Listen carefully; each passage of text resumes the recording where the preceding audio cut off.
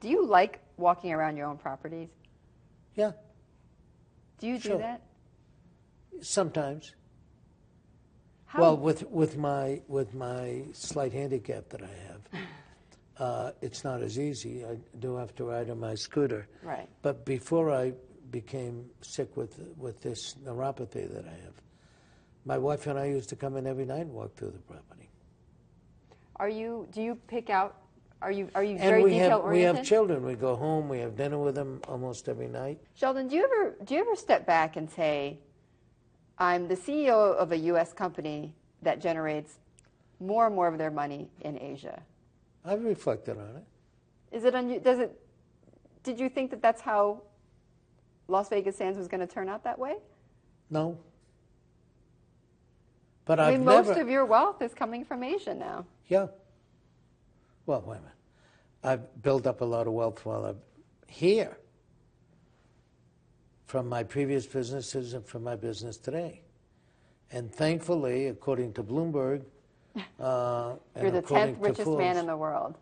10th, maybe it's, but think about that. There's 7 billion people.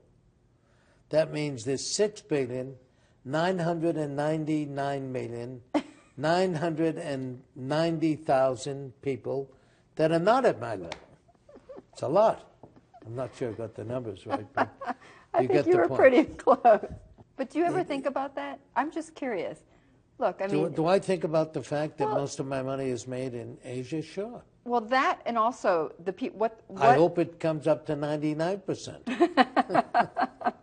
It's over 90% today. Yeah. Sure. What's wrong with it? No, there's nothing wrong with it. As long as I do what the government wants me to do, I love it.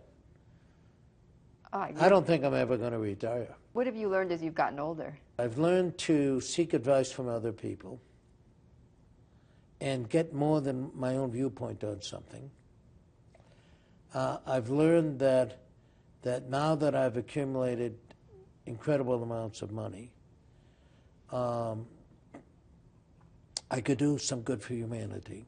I don't necessarily want to build a dynasty, because a friend of mine says that he only cares about the faces he can see.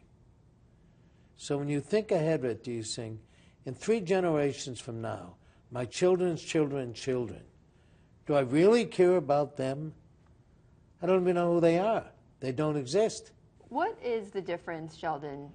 How did life change for you from being a $38 billion man from being a $1 billion man? What was the difference? Not much. Well, one, we can philanthropically do a lot more. And we can expand the scope of our philanthropy, and particularly in medical research.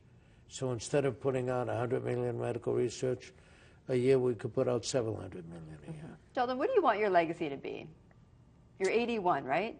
80. 80. Actually, I'm 60 because 80 is the new 60. I want my legacy to be that I helped out humankind. What do you think your mark is here in Las Vegas? What do you want people to think of when they think of Las Vegas and you?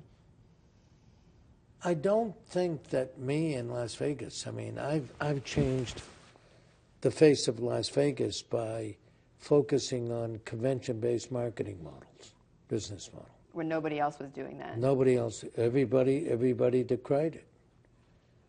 They belittled it and said, oh, they don't gamble. When the conventioners come in, they don't gamble. To a certain extent, that's true. But we compensate for it by the price of the rooms. And everybody started following you. And everybody's following me. Steve Wynn is more of an entrepreneur than the other guys. The other guys meaning? Meaning Caesars and MGM and Boyd. They're not entrepreneurial. How are you able to be so outspoken? When you ask me a question, I try to be honest. I flunked Diplomacy 101. I don't know, I'm outspoken because I could never I couldn't be a liar. I can only tell the truth. I would be a very bad liar. I say that because... My father told me, my father never left me with anything material, but he left me as rich as I could be, with values. And he always told me, never lie about anything. You got to be honest. Because if you lie about one thing, the second time somebody's going to ask you, you're going to make up a lie to cover that first lie.